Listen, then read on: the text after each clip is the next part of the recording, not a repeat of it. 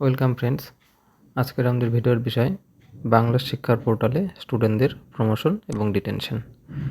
তো বাংলা শিক্ষা পোর্টালে স্টুডেন্টদের প্রমোশন এবং ডিটেনশন করার জন্য প্রথমে যেটা করতে হবে, বাংলা শিক্ষার হোম পেজে আগে চলে আসতে হবে।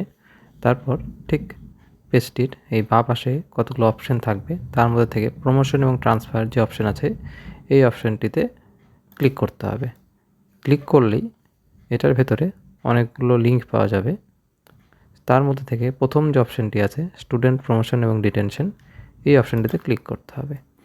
এই অপশানটিতে ক্লিক করলেই পরবর্তীতে আপনাদের সামনে এরকম একটা পেজ খুলবে, যেখানে প্রত্যেকটা ক্লাস ওয়াইজ স্টুডেন্টদের স্ট্যাটাস লেখা থাকবে। একমাত্র ক্লাস 10, 11, 12 এগুলো করে না থাকলে পেন্ডিং থাকবে। যেহেতু আমরা ক্লাস 10 স্টুডেন্টদের প্রমোশন ডিটেনশন করব, তাই ক্লাস 10-এর পাশে পেন্ডিং, তার পাশে সাবমিট অপশানটি আছে, এই সাবমিট অপশানটিতে ক্লিক করতে হবে। ক্লিক করলেই আপনার সামনে পরবর্তীতে এই পেজটি খুলবে, যেখানে স্টুডেন্টদের কোড, সে কোন সেকশনে পড়ে, কোন সেই স্টুডেন্টের রোল নম্বর, স্টুডেন্টের নাম, এবং তার পাশে লেখা থাকবে অ্যালাউ টেস্ট ডিটেইনড। অর্থাৎ আপনি যে স্টুডেন্টের প্রমোশন ডিটেনশন করবেন তার আগে করে নিতে হবে সেই স্টুডেন্টটি টেস্টে অ্যালাউ করেছে না ফেল করেছে। যদি টেস্টে অ্যালাউ করে তাহলে এই অ্যালাউয়ের এই বক্সটিতে আপনাকে ক্লিক করতে হবে, আর যদি ফেল করে থাকে তাহলে ডিটেইন অপশানটিতে ক্লিক করতে হবে। যদি অ্যালাউতে ক্লিক করেন সেই ক্ষেত্রে আপনাকে এখানে শো করবে অ্যালাউড ফর বোর্ড এক্সাম, এবং আপনার এই পাশে যে দুটো ঘর আছে এই দুটো ঘরকে ছেড়ে দিতে হবে। আর যদি আপনি ডিটেইনে ক্লিক করেন, ডিটেইনে ক্লিক করলে দেখবেন লেখা থাকবে সেই স্টুডেন্টটি ক্লাস 10-এই থাকছে। এরপর আপনাকে সেই স্টুডেন্টের জন্য সেকশন চুজ করতে হবে, কোন সেকশনে সেই স্টুডেন্টটাকে আপনি রেখে দিতে চাচ্ছেন। এ সেকশন হলে এ, বি হলে বি, এবং যদি সেকশনটা দেওয়া হয়ে যায় তারপরে সেই স্টুডেন্টটা ওই ক্লাসের নতুন শিক্ষাবর্ষের রোল নম্বর কত হবে সেই রোল নম্বরটি এখানে লিখে দেবেন। এরকম করে প্রত্যেকটি স্টুডেন্টের যদি টেস্টে পাস করে তাহলে অ্যালাউ টেস্ট, আর টেস্টে ফেল করে ডিটেইন করে সেই স্টুডেন্টের সেকশন এবং রোল নম্বর দিয়ে আপনাকে সবার শেষ পর্যন্ত যেতে হবে। সবার শেষ পর্যন্ত থেকে সব কাজ গোছানো হয়ে গেলে আপনাকে সেভ অ্যাজ ড্রাফট এই অপশানটিতে ক্লিক করতে হবে। এই অপশানটিতে ক্লিক করলেই দেখবেন আপনার সামনে পেজটিতে এই স্ট্যাটাসের ঘরটাতে দেখা থাকবে সেভ অ্যাজ ড্রাফট। যদি আপনার মনে হয় ডেটা আপনার সব কিছু ঠিকঠাক হয়ে গেছে তাহলে আপনি এই ফাইনালাইজ অপশানে ক্লিক করবেন। আর যদি মনে হয় আপনার ডেটা আবার চেক করতে হবে তাহলে আপনি আবার এই সাবমিট অপশান থেকে ভেতরে ঢুকে যাবেন। যদি মনে হয় আপনার ফাইনালাইজ করার মতন আছে তাহলে আপনি ফাইনালাইজ অপশানে ক্লিক করবেন। এই ফাইনালাইজ অপশানে ক্লিক করলেই পরবর্তীতে দেখবেন আপনার সামনে এই নিচে বোর্ড এক্সাম যে অপশানটা আছে এই অপশানটির আপনার এখন কাজ করার জন্য অ্যাভেলেবেল হয়ে যাবে।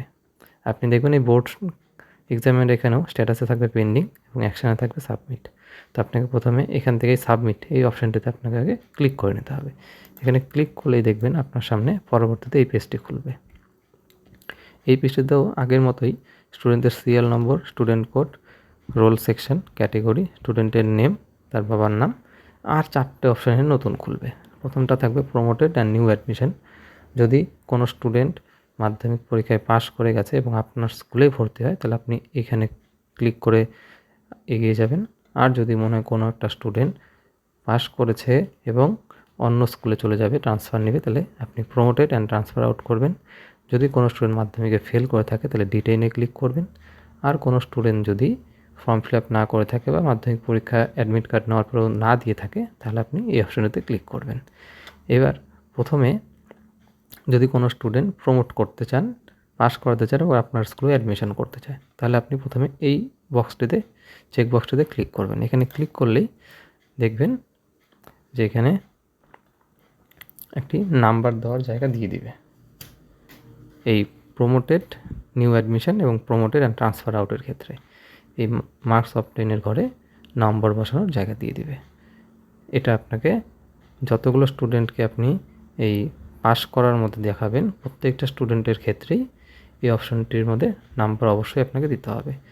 যদি আপনি কোনো স্টুডেন্টকে আপনার স্কুলে রাখতে চান, অর্থাৎ প্রমোটেড করলেন এবং নিউ অ্যাডমিশন করলেন, সেই ক্ষেত্রে কত নম্বর পেয়েছে সেটাও দিতে হবে, এবং সেই স্টুডেন্টকে আপনি কোন সেকশনের কোন রোল নম্বরের জন্য রাখছেন আপনাকে এখান থেকে সেকশন এবং রোল নম্বর চুজ করে দিতে হবে।